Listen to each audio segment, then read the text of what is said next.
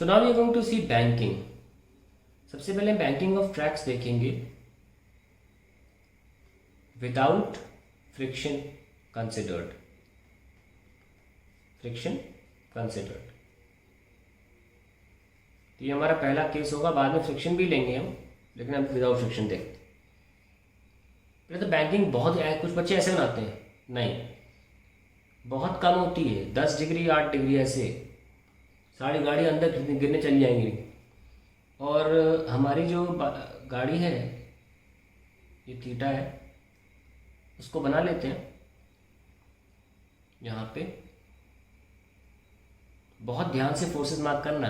ये पहिए हैं, शुरू करते हैं। अब एक बहुत इंपॉर्टेंट बात पहले ध्यान से सुनिए, इससे पहले कि डायग्राम बन जाए। गाड़ी इंक्लाइंड प्लेन के सर्कल पे नहीं घूम रही है, ठीक है। गाड़ी इस एक्सिस के अबाउट ही घूमती है, ऐसे ऐसे। तो रेडियस जो होगा वो एक्चुअली यहाँ से काउंट होगा, और सेंट्रीपिटल एक्सेलरेशन इस तरफ होगा। ये ध्यान रखना, जब भी गोल घूमोगे सेंट्रीपिटल एक्सेलरेशन तो आएगा, सेंट्रीपिटल फोर्स भी आ जाएगा साथ साथ। तो कहीं आप सेंट्रीपिटल यहाँ ना ढूंढने लग जाओ कि गाड़ी ऐसे ऐसे मूव कर रही, नहीं, गाड़ी ऐसे मूव कर रही है, ठीक है। इस मान लीजिए इसके पैरेलल प्लेन में, ये बहुत ध्यान रखना है इस बात का। ऐसे ऐसे घूमती है गाड़ी। चलिए शुरू करते हैं। इसका जो mg है वो डायरेक्ट लग रहा है ना, और ये mg cos थीटा और ये वाला mg sin थीटा, इन फोर्सेस की ज़रूरत नहीं है, इसलिए बनाऊंगा भी नहीं मैं। अब इन दोनों पहियों को की वजह से रिएक्शन मिल रहा है, ठीक है। ऐसे एक्सटेंड कर दो, ये थीटा है तो ये भी थीटा होगा, हम सीख गए। तो अब देखो रिएक्शन के दो कंपोनेंट हैं, एक तो ये कंपोनेंट है थीटा के साथ वाला r cos थीटा, और एक इस तरफ है r sin थीटा। देखिए हमने mg sin थीटा इसलिए मार्क नहीं किया क्योंकि गाड़ी का मोशन इधर नहीं हो रहा है। जब गाड़ी का लैटरल मोशन नहीं हो रहा तो इस तरफ के कोई फोर्सेस लिख के डायग्राम को गंदा मत करिए। डायग्राम में बस वही फोर्सेस इंक्लूड करिए जिसकी रिक्वायरमेंट है, ठीक है। अभी कोई एफवीडी वाला गेम नहीं चल रहा है यहाँ पे कि सारी फोर्स मार्क कर डालोगे। मार्क करना तो लिख लो mg sin थीटा और mg cos थीटा, कुछ नहीं, डायग्राम को आप टीडीएस बना देंगे। हमको पता है हमें सेंट्रीपिटल इधर वाला चाहिए, ठीक है। अब एक बात ध्यान से सुनिएगा, हमने पिछले पेज में बताया हमने कि सेंट्रीपिटल के पीछे कोई कारण होना चाहिए। यहाँ पर वो कारण कौन है?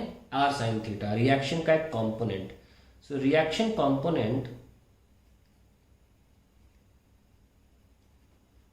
r sin थीटा provides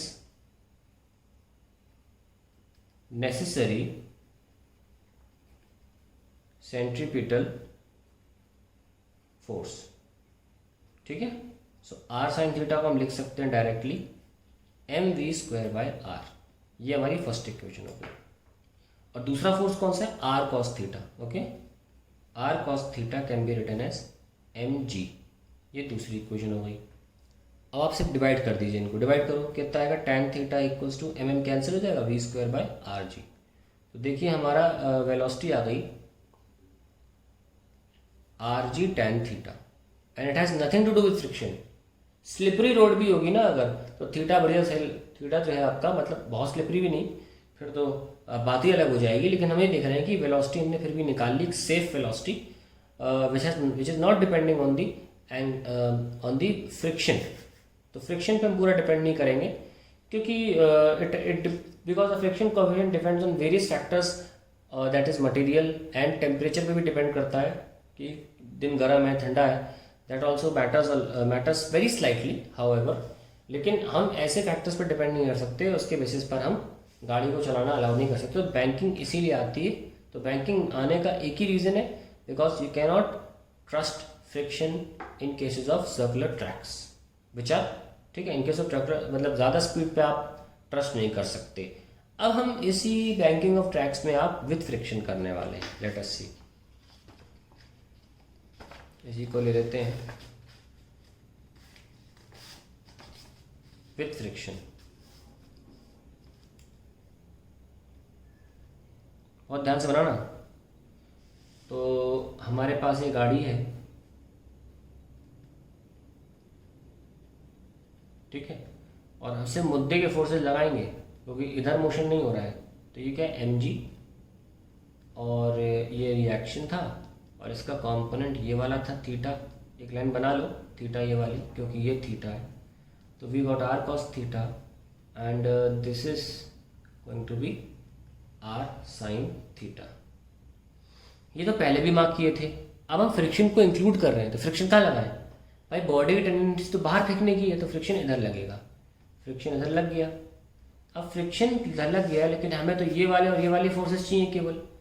तो फ्रिक्शन ऐसे है तो फ्रिक्शन का एक डाउनवर्ड कंपोनेंट होगा और एक ये वाला कंपोनेंट भी होगा।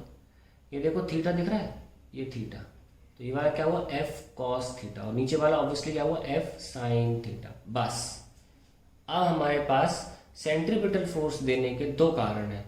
तो सेंट्रीपिटल फोर्स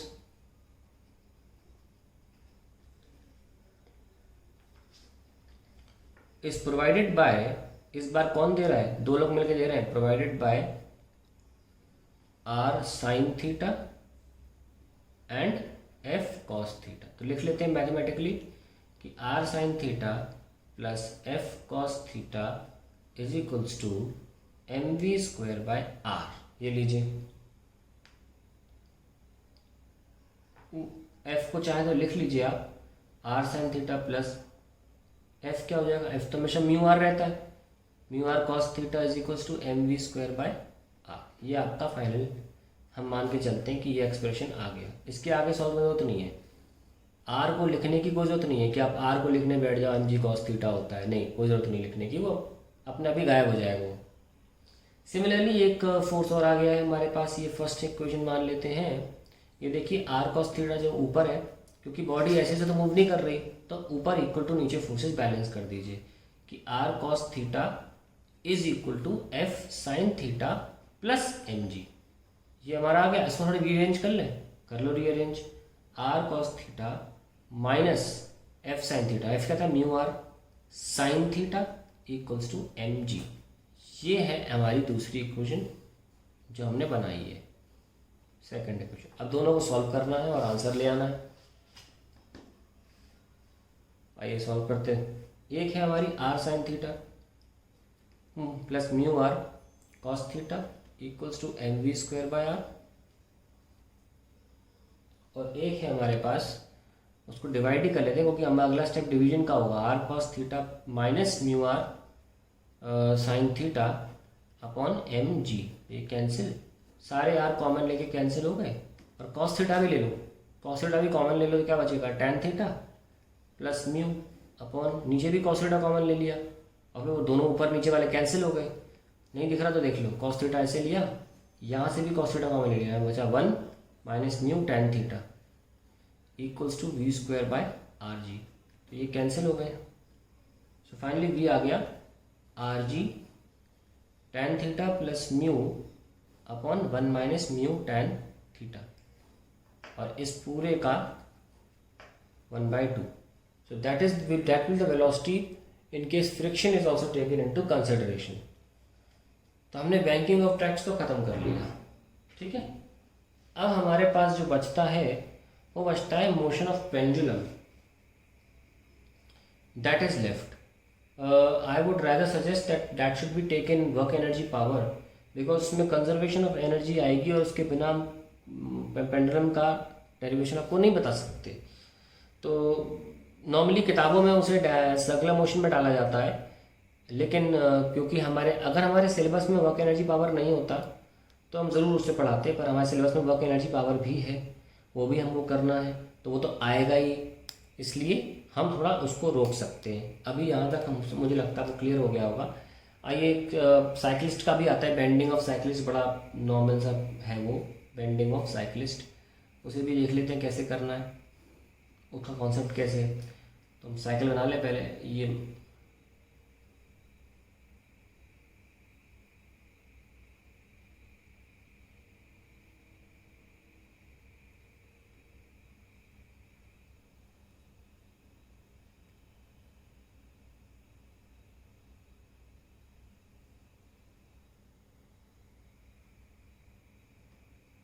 चलिए, ये हमारी साइकिल हो गई, इसका एक्सिस हो गया, है ना। तो टच तो यहीं से कर रही हो, ये हमारा टर्न लिया जा रहा है। तो आर तो यहाँ है क्योंकि कांटेक्ट पॉइंट टेढ़ा है, कांटेक्ट टेढ़ी है ना, तो आर ऐसे होगा। तो एक कंपोनेंट ये हो जाएगा और एक कंपोनेंट ये हो जाएगा। तो अगर हम टर्निंग बैंड यहाँ से थोड़ी देखते हो, शुरुआत में तुम थोड़ी लेट के साइकिल चला रहे हो, साइकिल तो सीधी होती है ना, तो बैंड वर्टिकल से देखा जाएगा। थीटा ये हो गया, तो ये हो जाएगा आर कॉस थीटा और ये हो जाएगा आर साइन थीटा। ठीक है। सो आर कॉस थीटा जो है वो वेट सेंटर ऑफ ग्रेविटी से एक्ट होता है, एम जी को बैलेंस करेगा। तो you can write R cos theta is equals to M G, और आर साइन थीटा जो है वो नेसेसरी सेंट्रीपिटल फोर्स देगा। तो आप दोनों को डिवाइड कर लो, फर्स्ट एंड सेकंड। तो हमें मिलेगा tan theta is equals to V square by R G, and we will be is equals to R G tan theta. So इसका जो एक्सप्रेशन आता है वो बिल्कुल सेम ही आएगा जैसा कि बिना फ्रिक्शन के हमने सर्कुलर ट्रैक पे किया था। तो ये हमारे पास बेंडिंग ऑफ साइकिल्स भी ख़त्म हो जाता है।